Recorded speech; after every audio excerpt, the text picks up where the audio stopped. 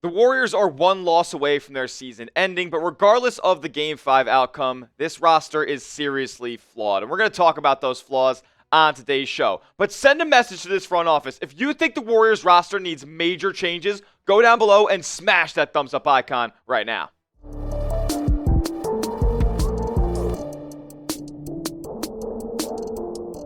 What's going on, Dub Nation? You're watching Warriors Today by Chat Sports. I'm your host, Tyler Smith, and the Warriors look checked out of this series. This season pretty much is wrapped up. We cannot really expect Golden State to have this thing go much longer and present a threat to win this series against Minnesota. The Wolves look locked in, and Golden State looks all the way checked out. And that's for a multitude of reasons, right?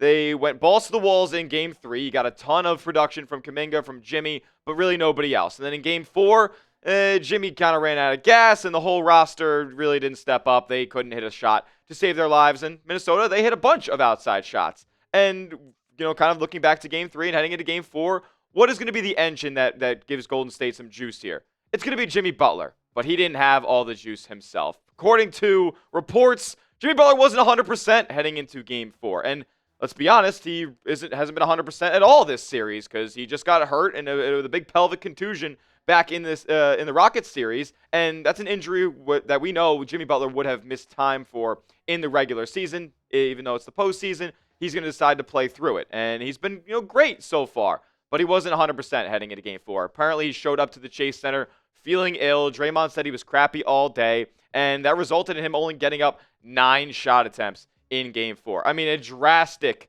contrast between Games 3 and 4, and rightly so. This is a 36-year-old player who went out there and played 43 minutes in Game 3, and yes, he wants to play all the minutes, but at the end of the day, his body cannot take all this work. Results in him only playing 34 minutes, and obviously not playing towards the tail end of Game 4, but only getting 9 shots. Butler's 26 field goal attempts in Game 3 were the most he's had in a playoff game, since Game 7 in 2013's Eastern Conference semifinals.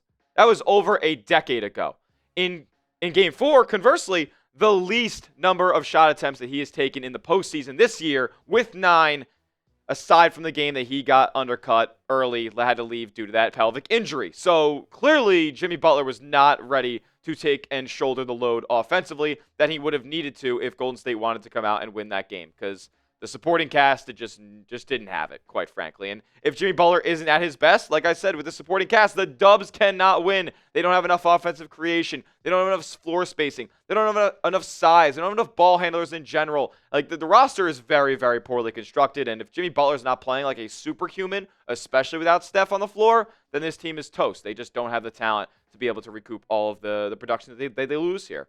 And Minnesota also took Butler out of the game defensively as well. Like, credit to the Wolves as to what they've done to adjust this series. Jimmy goes for 33 in Game 3, but in Game 4, he drives a good bit to the paint. Like, what is his offense? Go drive into the paint, draw in defense, either put up the shot, pump fake, draw a foul, or kick it out to an open shooter. Well, the option to go up with a shot or try to get fouled was really eliminated for Jimmy. They cut off all of his driving lanes with them packing the paint because they don't have to respect Golden State shooters on the outside. And Steve Kerr had a comment about it post-game saying he wasn't as aggressive tonight, but I didn't see a lot of openings either. Ideally, we could put more shooting around him to open up the floor a little bit, but with Steph out, we're not going to be able to do much of that. Ideally, huh? Yeah, it would be nice if this team had some shooting. Nobody else in the league talks about their roster like this. Ideally, we'd like to put more shooters around him, but we just can't. Our roster can't shoot. It's mind-boggling to me, quite frankly, that this is where this franchise, where this organization is at.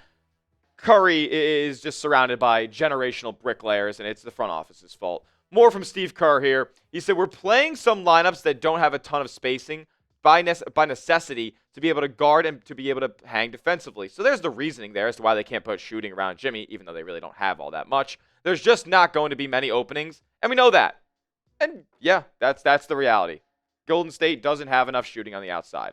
However, the non-floor spacers on Golden State those are the players that have stepped up in this series. Those are the players that have defended at a high level. TJD, Jonathan Kuminga. Those are guys who Golden State has kind of transformed their offense around to be able to get downhill and prioritize more shots from the two-point range rather than the three, because the guys who are known to hit the three-pointers just aren't hitting them right now. And Kuminga is, really one of the only players that is creating his own offense for Golden State at a high clip at this point.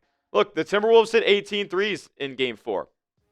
Even though these non-floor spacers and TJD and Kuminga stepped up and JK's had all these solid games in the series so far, it doesn't matter at the end of the day because he's not a floor spacer. And the simple math problem is when the Wolves hit 18 threes and you hit 8, you are going to lose. A plus 10 3-point advantage is a recipe for a disaster every single time. It's 2025. Get with the program.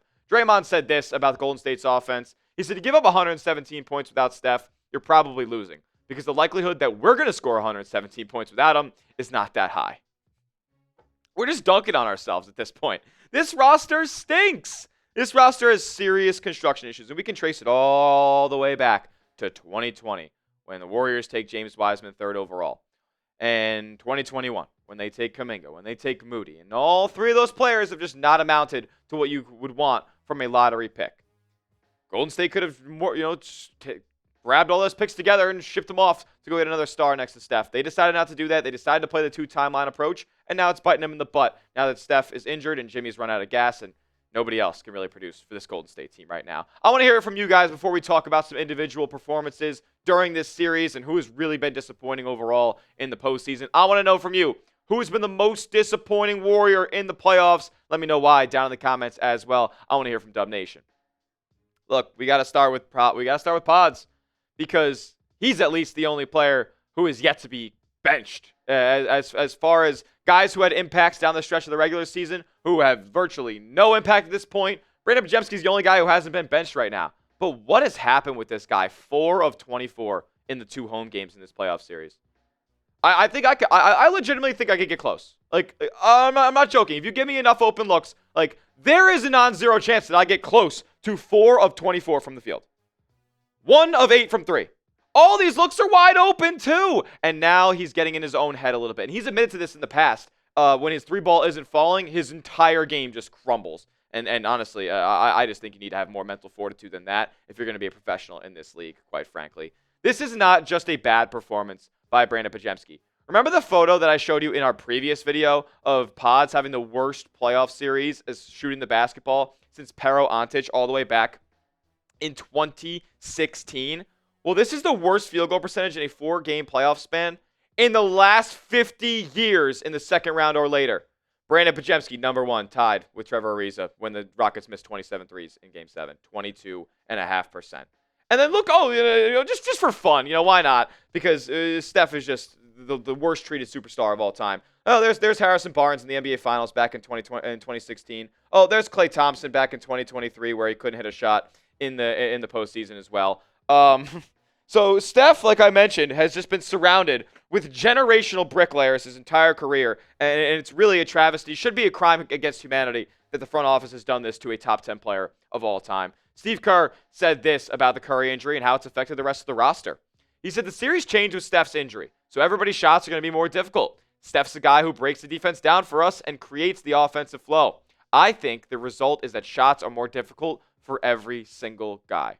Yeah, I'm pretty sure this question was asked about Pods, and Steve Kerr yet to single him out and call him out by name. He did that earlier in the season, I believe. But nothing is more certain in life than death, taxes, and this franchise defending Brandin Podziemski to the death. They wouldn't trade him for Lauri Markkanen. They wouldn't trade him for Paul George. And, who knows if those trades would have ended up working out for Golden State. I'll tell you what right now. Lauri Markkanen is 100% better than Brandin Podziemski, and I'm back on that train now. Look, he had his run from January all the way to the end of the regular season. He had his run, as well as Moses Moody and Quinn Post, who we'll talk about in just a moment, but I want to get them up here as well. Podziemski shot 41% from three-point range on 6+ attempts each night since from January 1st to the final regular season game of the 24-25 season. Shot 43 and change percent after the trade deadline. So he was legitimately on fire. And I was singing his praises. How many times did I say in videos on this channel, man, got to apologize to Brandin Podziemski. And the apology form continues to be signed, sealed, delivered again and again. And he's just been abysmal in the postseason so far. He's shooting like 20%, maybe even less from three-point range. Moody, he was above league average from three-point range on 5+ attempts a night, as he's completely a DMP now. Post, he's been played out of this series as well. He was shooting 40%, but I think he's 15 of 44 overall in the postseason, hitting just over a third of his shots.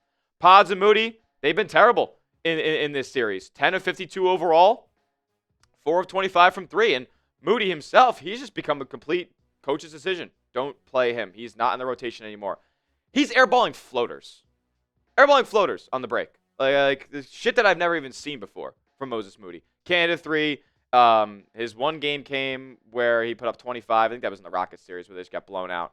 And he puts up 25, and he was just playing with the reserves the whole game. Like, he's been relegated to playing alongside Pat Spencer and Kevin Knox.